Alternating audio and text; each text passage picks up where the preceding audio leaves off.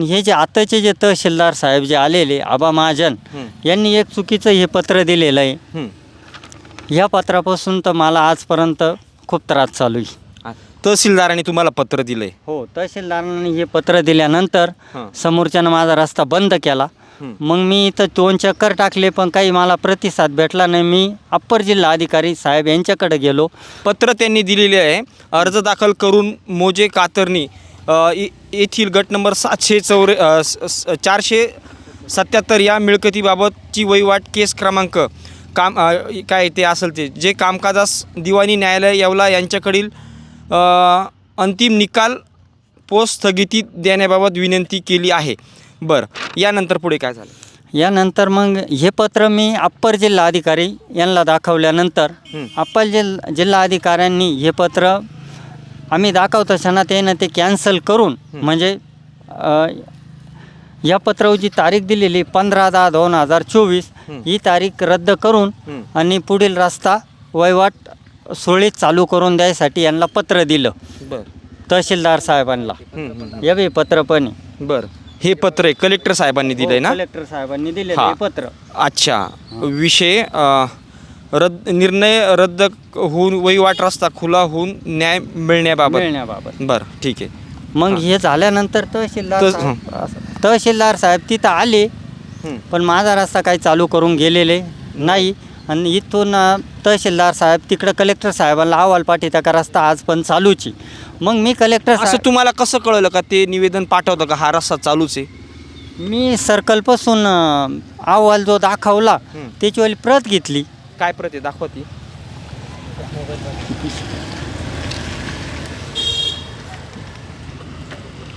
एवढे झाले का?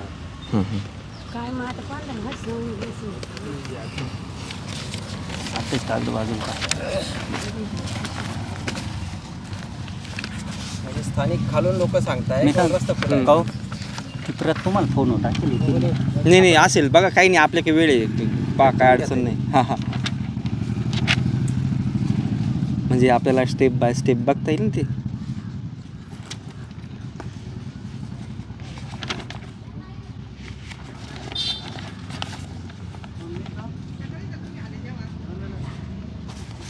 महसूल सचिव मंत्रालय. मी डायरेक्ट मंत्रालयात पण जाऊन येईल. बरं, ठीक.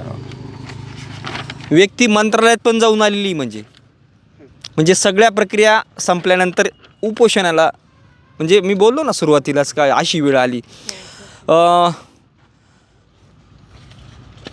प्रति महामहसूल सचिव महसूल व वन विभाग मंत्रालय मादाम कामा मार्ग मुंबई. विषय वहिवाट प्रकरण हा विषय त्यांनी मांडलेला आहे. अर्जदार मंत्रालयात सुद्धा जाऊन आलेले. मंत्रालयात गेल्यानंतर काय केलं त्यांनी? मग मंत्रालयात गेल्यानंतर साहेबांना दाखवले, बावनकुळे साहेबांना जेव्हा दाखवलं त्याने इथं सही बी करून सही शिक्का देऊन मला म्हणे फक्त एवढं कलेक्टर साहेबांना दे म्हणे. मी दुसऱ्या दिवशी कलेक्टर साहेबांना जाऊन लगेच दिलं. कलेक्टर साहेबांनी मला 1 तासामध्ये पत्र तयार करून दिलं. मला म्हणे एवढं एचडीयूला पोचून दे. मी एचडीयूला पोचून दिल्यानंतर एचडीयूनं पण ते पत्र मग 2-3 दिवसात तहसीलदार साहेबांना दिलं. पण तहसीलदार साहेबांनी कुठलीही कार्यवाही केली नाही. बघा, म्हणजे काय मंत्र्यांना सुद्धा जुमानत नाही अधिकारी तुमचे ते सचिव तुम्हाला काय बोलले? तुम्ही ज्यावेळेस हे सगळं प्रकरण करून गेले त्यावेळेस हे अर्ज देताना सचिव काय बोलले मंत्रालयातले सचिवला पूर्ण कागदपत्र घेते दाखवून दिले. पूर्ण जेवढे 11चे 11 निकाल व्हायले मुंबई हायकोर्टापर्यंत निकाले तेवढे निकाल दाखवल्यानंतर त्याने सांगितलं तू ना डायरेक्ट साहेबांची गाठ घे. मग बसून राहिलो. जेव्हा साहेबांनी सगळ्या ग्रामस्थांना जाऊन मध्ये बोलवायला लावलं 2-2 जणायला. त्या टायमाला मी मध्ये जाऊन बावनकुळे साहेबांना स्वतः भेटले? हो, स्वतः भेटून येईल. हे पण बावनकुळे साहेबांची स्वतःची सही सही बावनकुळे साहेबांची सही, बरोबर. हो, तिथल्या रजिस्टरला पण हे जे दिलेलं याची नोंद पण करून दिलेली.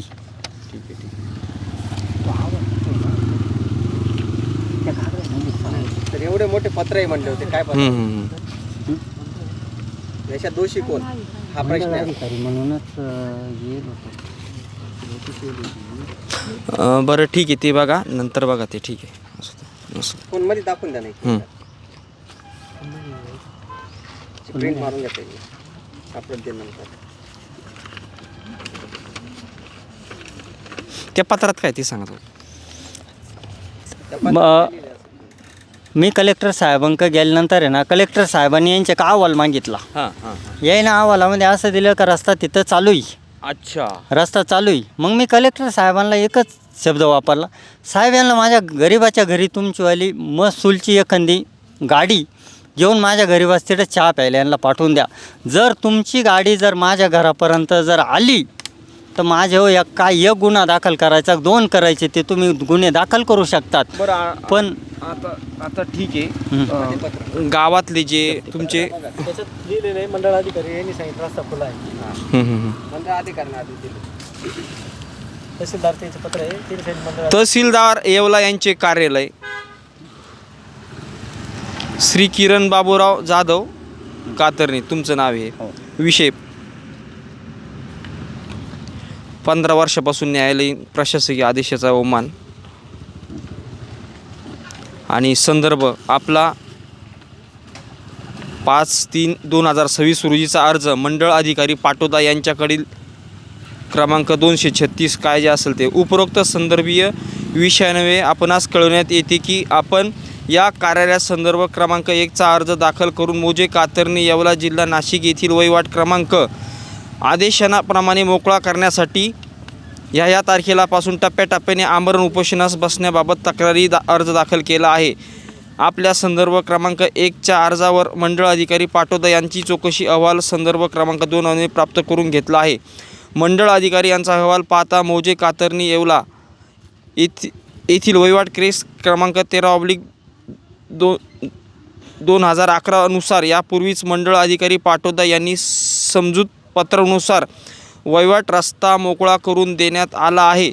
सदरचा रस्ता वहिवाटीसाठी खुला आहे, तरी आपण या कार्यालयासमोरील दिनांक 23/3/2026 रोजी उपोषणापासून परावृत्त व्हावे ही विनंती. तसेच आपण मोजे कातरणे येथील 488/2 मधील दिनांक 24/3/2026 रोजीचे आमरण उपोषणापासून परावृत्त व्हावे ही विनंती करतो. पोलीस निरीक्षक येवला ग्रामीण. असा विषय. बरं, आता तुमचं काय मत आहे? मग आता गावातील जे प्रतिष्ठित लोक आहे त्यांचं काय मत आहे, किंवा तुमचे जे त्याचं म्हणणं आहे, तंटामुक्तीवाले येऊन गेले, सरपंच येऊन गेला, सगळे येऊन गेले, अरे बाबा काय त्रास देतो म्हणे, याच्यापायी त्याचा बाप गेला म्हणे, तरी आता तू कवर त्रास देणार आहे. तो त्यांना सांगतो, तुम्ही तुमचे कामं पहा, तुम्ही काही येडं यायचं नाही, आम्ही पाहून घेऊ. वडिलांचं काय झालं, म्हणजे वडील तुमचे देवाज्ञा कधी झाली वडिलांना, आणि काय झालं होतं नेमकं? काय रे ती माझे वडील 23/10 वारेले. अच्छा. कसं काय, आजारी होते काय झालं? नाही, आजारी नव्हते. आम्हाला तहसीलदार साहेबांनी रस्ता काढून दिल्यानंतर ते त्या रस्त्यानं जात येत असताना भाऊराव निवृत्ती कदम आणि अशोक रामभाऊ कदम यांनी त्यांचेवाले हात बांधले, पाय बांधले आणि खूप खूप मारलं. त्याच्यानंतर ते काहीच नाही, 6-7 महिने जगले. 6-7 महिन्यानंतर ते वारून गेले. त्याच्यावर साहेबांनी त्याच्यावर गुन्हा दाखल व्हायले, त्या आपण तारखी माझ्यावाल्या कोर्टामध्ये चालू आहे. बरं, आता तुम्ही उपोषणाला बसले, आता नेमके कधी 10 वाजता बसले तुम्ही? हो, 10 वाजता. मग तहसीलदार इथं आले होते का? नाही आले अजून, काहीच नाही बोलले, बघितलं पण नाही? तिकूनच गाडीतून बघितलं.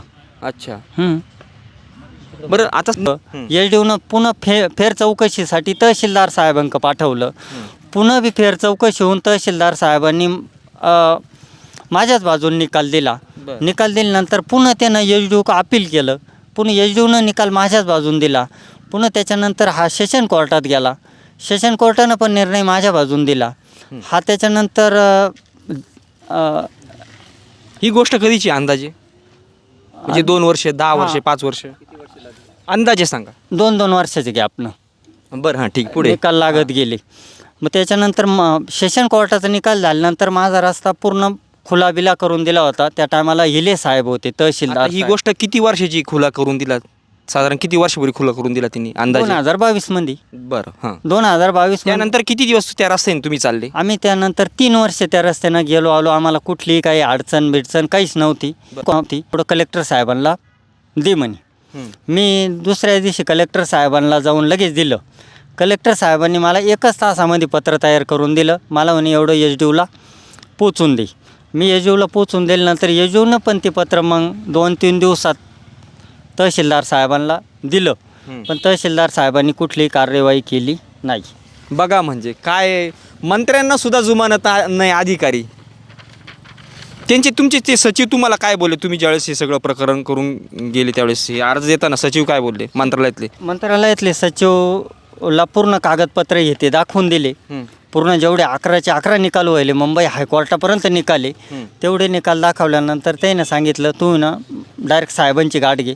मग बसून राहिलो. जेव्हा साहेबांनी सगळ्या ग्रामस्थांना जाऊन मध्ये बोलवायला लावलं 2-2 जणायला. त्या टायमाला मी मध्ये जाऊन बावनकुळे साहेबांना स्वतः भेटले हो स्वतः भेटून येईल. हे पण बावनकुळे साहेबांची स्वतःची सही सही बावनकुळे साहेबांची सही, बरोबर. हो. तिथल्या रजिस्टरला पण हे जे दिलेलं याची नोंद पण करून दिलेली.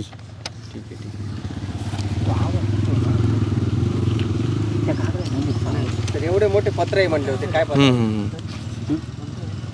याच्यात दोषी कोण हा प्रश्न आहे. म्हणूनच बरं ठीक आहे, ते बघा नंतर बघा ते, ठीक आहे. फोन मध्ये दाखवून द्या. नाही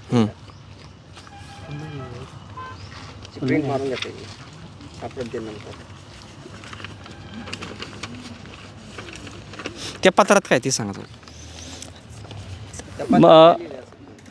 मी कलेक्टर साहेबांकडे गेल्यानंतर आहे ना, कलेक्टर साहेबांनी यांचे का अहवाल मागितला. यायनं अहवालामध्ये असं दिलं का रस्ता तिथं चालू आहे. अच्छा, रस्ता चालू आहे. मग मी कलेक्टर साहेबांना एकच शब्द वापरला, साहेब यांना माझ्या गरीबाच्या घरी तुमचीवाली महसूलची एखादी गाडी घेऊन माझ्या गरीबास तिथं चहा प्यायला यांना पाठवून द्या.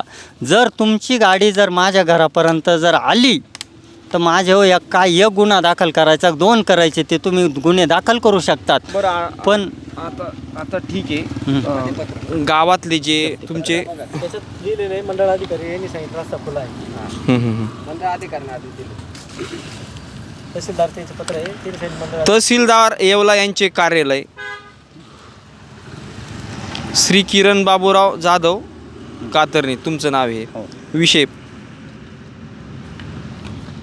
15 वर्षापासून न्यायालयीन प्रशासकीय आदेशाचा अवमान आणि संदर्भ आपला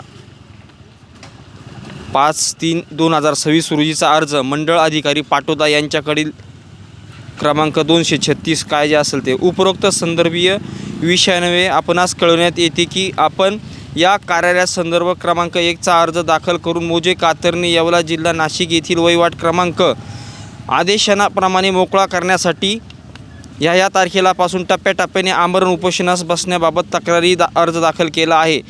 आपल्या संदर्भ क्रमांक 1च्या अर्जावर मंडळ अधिकारी पाटोदा यांची चौकशी अहवाल संदर्भ क्रमांक 2 प्राप्त करून घेतला आहे. मंडळ अधिकारी यांचा अहवाल पाहता मोजे कातरणी येवला येथील वहिवाट केस क्रमांक 13/2011 नुसार यापूर्वीच मंडळ अधिकारी पाटोदा यांनी समजूत पत्रानुसार वहिवाट रस्ता मोकळा करून देण्यात आला आहे. सदरचा रस्ता वहिवाटीसाठी खुला आहे. तरी आपण या कार्यालयासमोरील दिनांक 23/3/2026 रोजी उपोषणापासून परावृत्त व्हावे ही विनंती. तसेच आपण मोजे कातरणी येथील 488/2 मधील दिनांक 24/3/2026 रोजीचे आमरण उपोषणापासून परावृत्त व्हावे ही विनंती करतो. पोलीस निरीक्षक येवला ग्रामीण. असा विषय. बरं, आता तुमचं काय मत आहे? मग आता गावातील जे प्रतिष्ठित लोक आहेत त्यांचं काय मत आहे, किंवा तुमचे जे म्हणणं आहे, तंटामुक्तीवाले येऊन गेले, सरपंच येऊन गेला, सगळे येऊन गेले, अरे बाबा काय त्रास देतो म्हणे, याच्यापायी त्याचा बाप गेला म्हणे, तरी आता तू कवर त्रास देणार आहे. तो त्यांना सांगतो तुम्ही तुमचे कामं पहा, तुम्ही काही येडं यायचं नाही, आम्ही पाहून घेऊ. वडिलांचं काय झालं, म्हणजे वडील तुमचे देवाज्ञा कधी झाली वडिलांना, आणि काय झालं होतं नेमकं? ते माझे वडील 23/10 वारेले. अच्छा, कसं काय आजारी होते काय झालं? नाही, आजारी नव्हते. आम्हाला तहसीलदार साहेबांनी रस्ता काढून दिल्यानंतर हं. ते त्या रस्त्यानं जात येत असताना भाऊराव निवृत्ती कदम आणि अशोक रामभाऊ कदम हं. यांनी त्यांचेवाले हात बांधले, पाय बांधले आणि बापरे. आज खूप खूप मारलं. हं. त्याच्यानंतर ते काहीच नाही, 6-7 महिने जगले. हं. 6-7 महिन्यानंतर ते वारून गेले. त्याच्यावर साहेबांनी त्याच्यावर गुन्हा दाखल व्हायले. त्या आपण तारखी माझ्यावाल्या कोर्टामध्ये चालू आहे. बरं, आता तुम्ही उपोषणाला बसले, आता नेमके कधी 10 वाजता बसले तुम्ही? हो, 10 वाजता. मग तहसीलदार इथं आले होते का? नाही आले अजून. काहीच नाही बोलले, बघितलं पण नाही? तिकूनच गाडीतून बघितलं. अच्छा. हं. बरं, आता साधारण किती वर्षापासून तुमचा रस्ता बंद आहे? 15 वर्ष झाली. बरं, आज रोजी तुम्ही आता समजा अशा वेळेस नाही, पण पावसाळ्याच्या वेळेस काय पीक असतं ते काढायच्या वेळेस नेमके तुम्ही कसं काढता? मी माझ्यावाले ज्या टायमाला 2000च्या आसपास 1700-1800 कांदे जात होते, त्या टायमाचे माझ्यावाले 6 ट्रॅक्टर कांदे तयार असताना मी ते कांदे आत्ता मागं 800-850च्या भावानं ते कांदे विकले. मला कोणताही माल माझावाला वेळेवर बाहेर काढता येत नाही. त्याच्यामुळं गावात जाऊ, पाहुण्या रावळ्यात जाऊ, कोणी काय म्हणतं, अरे तिकून बावनकुळे साहेबांचे तर तू फेसबुक येते पाहत नाही का, 8व्या दिवशी 3 महिन्यात रस्ता खुला करून द्यायचा, असे आदेश येऊ राहिले. तू तहसीलदार साहेबांक जात नाही का? तुझं 15 वर्ष कुठे एवढे दिवस राहते का रस्त्याचे? साहेब मला एवढे पोरं शिकवित्या का तुम्ही फेसबुक पाहा जायचं का त्याच्यावर बावनकुळे साहेबांचे सांगायचं ना मंत्रालयात जाऊन आलो म्हणून. सांगितलं, पण आता एवढं पोरायला मी मंत्रालयात जाऊन आलो, त्यांना काय माहीत, पण ते फोन पाहणारे हुशार झाले ना आता. हां, पण आज रोजी इथं येऊन आणि मी नसता फक्त एखाद्या नोकरीवाल्या माणसाने फक्त शनिवार रविवार घरी राहतो, नाही दरवाजांच्या दारात मी साहेबांच्या. बरं, मला एक सांग, तुम्ही माल बाहेर कसा काढता पावसाळ्यामध्ये? माल काढताच येत नाही. आम्ही पानकळी माल एखादा काढायला येईल अशा मापाचा माल करती नाही, आणि जर केला बी तर त्याचं जसं होईल तसं होईल. आता सध्या मग या वर्षी काय केलं होतं? या वर्षी मग 2000चे कांदे 800-850 निघले ना. ते आम्हाला अर्धा किलोमीटर डोक्यावर कॅरेटनं व्हावं लागत. बापरे बाप. हा. किती अंतर आहे ते व्हायचं कॅरेट? व्हायचं अंतर अर्धा किलोमीटर येईल कमीत कमी. मी कोणत्या पण साहेब. बरं, जा ठीक आहे. जी समोरची व्यक्ती आहे त्यांचं काय मत आहे पण नेमकं? ते तुम्हाला रस्ता अडवायचं कारण काय नेमकं? काय बोलता तुम्हाला ते नेमकं? इथून जायचं नाही. तुमचा अंतर्गत काही वाद आहे का नेमका? काहीच नाही, रस्ता सोडून दुसरा काहीच नाही. दुसरा वादच नाही आमचावाला काही. अच्छा. हं. त्यांचं मत काय, ते काय म्हणतं पण नेमकं?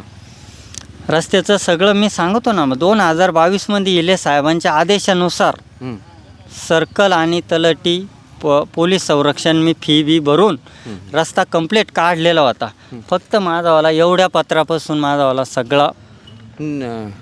बरं, तुमचं काय मत आहे आता नेमकं? तुम्हाला रस्त्याला मेन गुपित काय, म्हणजे रस्त्याला तुम्हाला जे रस्त्याचे जे मालक आहे, ज्यांची जमीन आहे रस्त्यामध्ये आहे, ते लोक नेमकं काय हस्तक्षेप करता? काही अधिकाऱ्यांना हाताशी धरता असं तुम्हाला वाटतं का? तुमचं काय मत आहे त्यावर नेमकं? एकदम मोकळं बोला. नेमकं तुम्हाला काय वाटतं? नेमकी कुठंतरी काहीतरी माशी शिकते म्हणून तुम्हाला प्रॉब्लेम येतोय, 100% नेमकं काय होतंय मग ते सांगा जरा. अधिकारी आमची बाजू धरते नाही, त्याच्यावरून आम्हाला डाऊट आहे का समोरची पार्टी थोडीशी बरी आहे. त्याच्यामुळे जर काही ते मालपाणी जातो बा असं वाटतं तुम्हाला? जर जायला असेल तर काय सांगता येईल. म्हणूनच साहेब ना, कारण याच्या आधीचे जे इले साहेबांनी जो रस्ता काढून दिलेला आहे, पण रस्ता बंद करायचं काही कामच नव्हतं ना. माझं कंप्लीट चालू होतं ना. मग आता याच्यामध्ये काय झालं?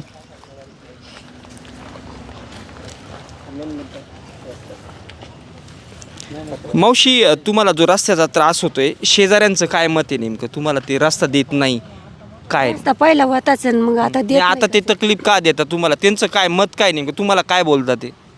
आम्हाला म्हणते रस्त्यानं जायचं नाही, पण पोल रवून ठेवी त्या, चारा रस्त्यावर रचून ठेवी त्या, आणि दगड काढून खालचे कडचे काढून मध्ये ठेवून. तुमचे काही वाद वगैरे का? पहिले काहीच वाद नाही आमची वाली. ते रस्ता का अडवता मग ते?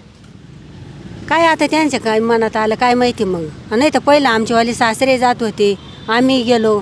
आता आमचे पोरायचे एवढं वय झालं ते जाऊ राहिले. पीक यंदा तुम्ही कसं बाहेर काढलं पावसाळ्यामध्ये? पावसाळ्यामध्ये काय मका करून द्यायला त्या मागून कांदे लावले तर ते काढताच नाही आले. मग जेव्हा वावर लोकांचे मोकळे झाले तेव्हा आम्ही कॅरेटानं वाहिले. मग ट्रॅक्टर वगैरे न्यायचं असं तर कसं नेता? नांगरायला किंवा मध्ये समजा रब्बीच्या कधी मंचीमध्ये आमचं सगळं आमचं मंचीमध्ये आम्हाला कुठं जायची पाळी येत नाही, त्याच्यामुळं आमचे दिवस चालले, नाही तर आमचे दिवस नसते गेले.